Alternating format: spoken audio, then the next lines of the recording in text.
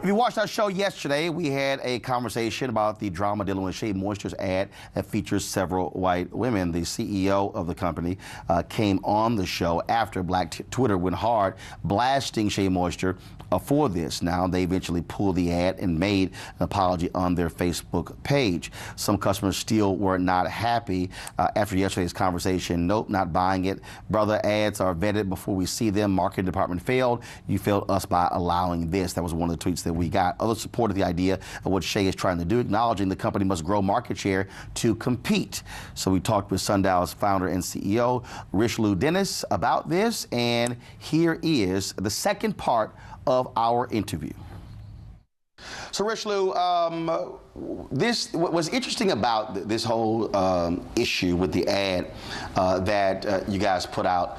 I saw all of these comments on my timeline, and I began tweeting out, and you saw these different perspectives.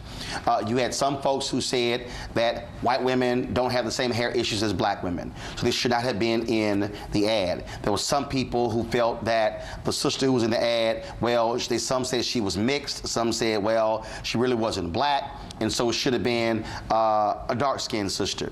Others talked about discrimination when it came to hair texture. And so it was a whole lot of elements, a whole lot of things that were going on.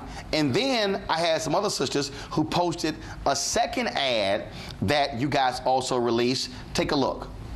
I got my hair chemically straightened when I was 6 years old.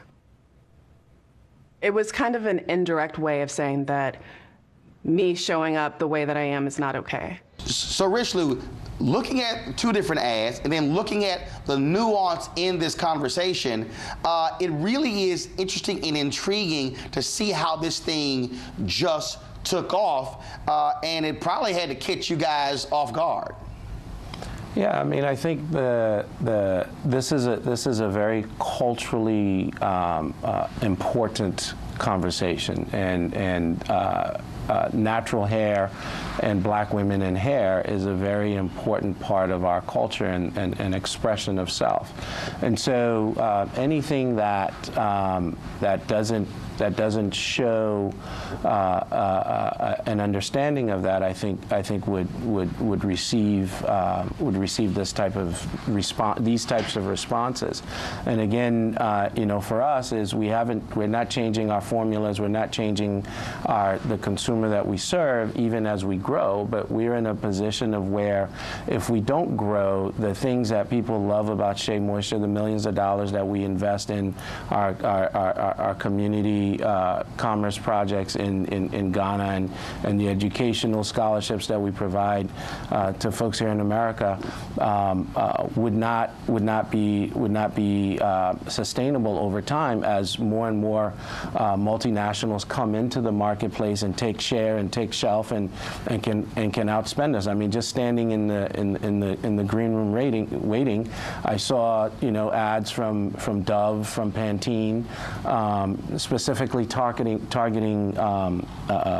women of color, and where they never served her before, they're now aggressively serving her. And so if we can't expand our market to protect our core, we're not going to be able to provide the great formulas that we're known for, the thoughtfulness of which we go to market. This particular ad was one post in a series of 24 to talk about the varying need states of hair and the products that could solve that.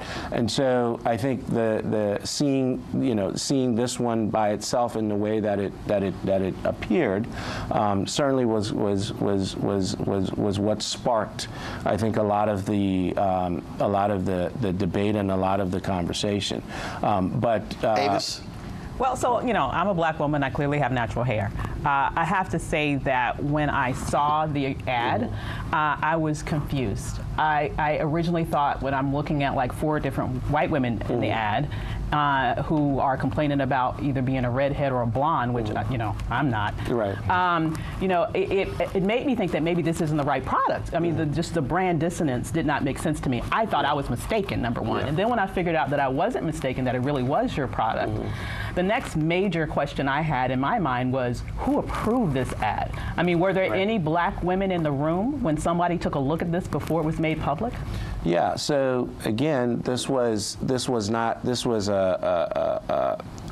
documentary, if you will, or a documentary, if you will, of a series of over 24 women and their hair stories. And when it came out of, I guess the editing and the cutting, even though we had seen all of the content, we just hadn't seen that sequencing, right? And so that particular sequencing and that particular one got missed. But there's another dozen of them that is not the case. That is just talking about. So this was not intended to say, hey, the struggles of a woman with red hair is the same as the struggles of a woman with blonde hair, or is the same as the struggles with a woman with 4C hair, right? It's just really hard for me to imagine a woman with blonde hair having struggles, to be perfectly honest, in a society that privileges that. Exactly. But my question is, it seems to me somebody would have to approve this before it was released. Yeah, so as I said, the series had been approved, but when it actually got cut up for the small snippet that goes onto social media, that was missed. So nobody saw that, or nobody in our approval process saw that before it hit.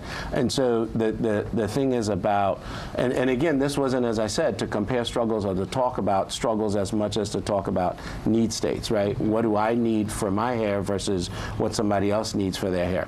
But the way that it was executed, I certainly can see how, not I can see, it's very clear how this conversation would have to occur, because what's really happening is we as a community and black women as a whole have moved this culture forward around hair, right? And what we're really trying to not do is to lose the momentum that we've gained and the accomplishments that we've had around your being able to wear your hair the way that you want to wear it. And we've been fighting that struggle with black women for 25 years. And what we're saying is we're not getting away from that. We're not changing formulas. We make over 150 hair products. I think right now we're over 170 hair products for many different need states.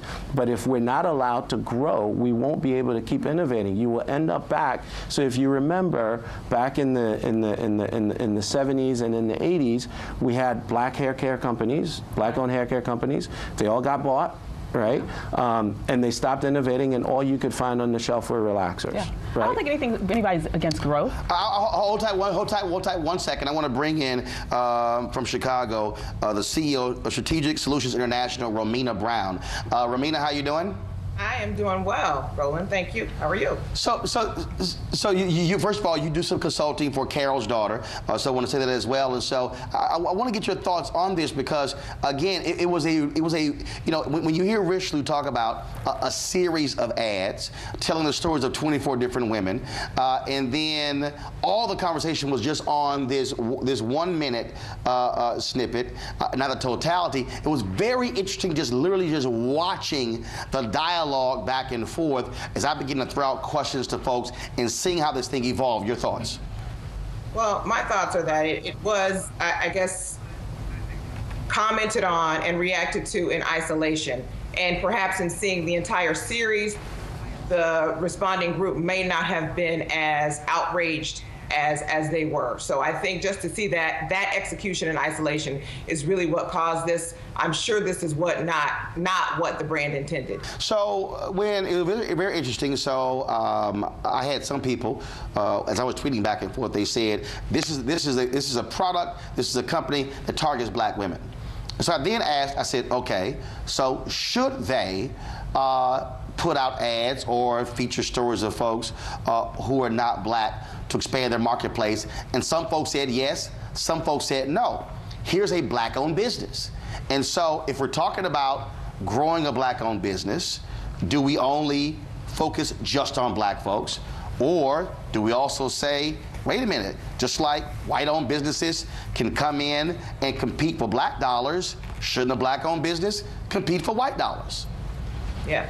Well, I'll tell you, black hair care, Roland, is the fastest growing segment in beauty, period. So many of the manufacturers are now beginning to realize that this is a profitable proposition. They've realized it in the past, but even more so now as women are embracing their natural beauty. And so the conversation has evolved and moved forward to a point where there's quite a bit more aggressive competitive activity in this segment. So you have brands that are trying to compete with multinational companies that are out now also focused on this consumer. So in the spirit of competing and competition and remaining relevant and maintaining their ability to grow, I can understand how an organization would want to broaden their reach and to reach a larger group of consumers, but not losing sight of their core audience. I want to pull in Ray Baker and Brandon here, because they're on our panel as well. And the reason I think this is so fascinating is because there's so much at play here. There's business, there's brand awareness, there's advertising, there's culture, there's history, and so this isn't just a normal deal where a company drops an ad. There's so many things at play here, which is why I think it got so much conversation in social media. Brandon and Ray. Yeah, definitely. I mean, yesterday I saw one of my friends start tweeting about it, and I enjoyed about an hour reading some of the comments. And you're right, it was so many layers to it. It wasn't just about the ad itself. It was about the historical context and the struggles that Avis talked about of natural hair in the black community. So it definitely is many layers. And I want to also say, when people limit their news to Twitter, something's bad happened. I appreciate Roland for having this discussion, because I wasn't aware that there was a 24 profile person, and this was one snippet out of the whole context. And so, not saying, he agreed that the execution was a little bit flawed, but it was great to hear the full story, the many layers of the story come on to a fuller picture during the show today. Roland, we are all better when we simply listen to black women. Yes. Yes. And we've been doing that Richelieu. for 27 years. There you go. Richelieu, first of all, last question for you. What's next? Well, So where do you go from here? Yeah, I think where we go from here is I think that we have to continue to let black women know that we stand for them. We have to continue to let them know why we have to grow. We have to continue to let them know why it's important that they support a company like ours that actually invests in our communities and that are building careers and brands and businesses in our communities. And look, every once in a while we're going to slip. But when we slip, you can't throw out 27 years of hard work over one slip, right? We own up to it. We're not hiding from it.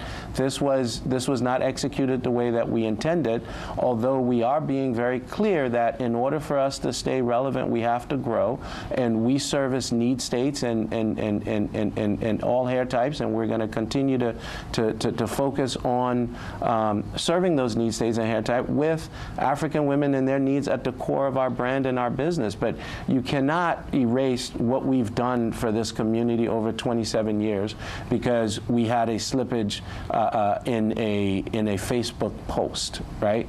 The world cannot be that unforgiving or that critical of people that are working to support them day in and day out. And I think for us, this is a much bigger conversation than a post, and it's about how we preserve our culture. It's about how we move it forward. It's about how we own our culture in beauty, because we're the only ones there. I don't know that folks realize that yes, there are other brands that have now come into this space that are black owned and entrepreneurial, but we opened the door for them. They didn't have an opportunity to get in there up until we opened the door. And not only did we open the door for them by being there, we actively went out and sought brands to bring into mass retail. We took our money and gave it to companies that couldn't afford to get on shelf to help them get on shelf. So this is, you cannot just say, hey, these guys put an ad out, so yeah, you got me. And that's what I'm going to do. I'm going to go out and tell it. So again, real quick, last thing. where can people see the full 24 different stories? Is it on your website? Right. So what we're going to do is the ones that are ready and that are out there, we'll share those with you, Roland. We'll share that with your team, and we'll share the how-tos and the images and the whole campaign. But I think when people see it, I think they'll understand what we were trying to do, and when they understand who we are as a company, I think they will be more forgiving. All right, Romina, Richelieu, Avis, Ray, Brandon, thanks so much again for this great conversation. A peaceful protest turned deadly. 37-year-old black man was shot and killed by Baton Rouge police. His hands are in the air, and you still get shot by the cops. Oh my God, please don't tell me he's dead. We're not gonna let hate define us. Race is a big part of this. If truly all lives matter, then all lives need to matter equally. What we require is action. What we require is accountability. We understand that black lives do matter, and we will keep focused on this issue. NewsOne Now, every weekday morning at 7 on TV1.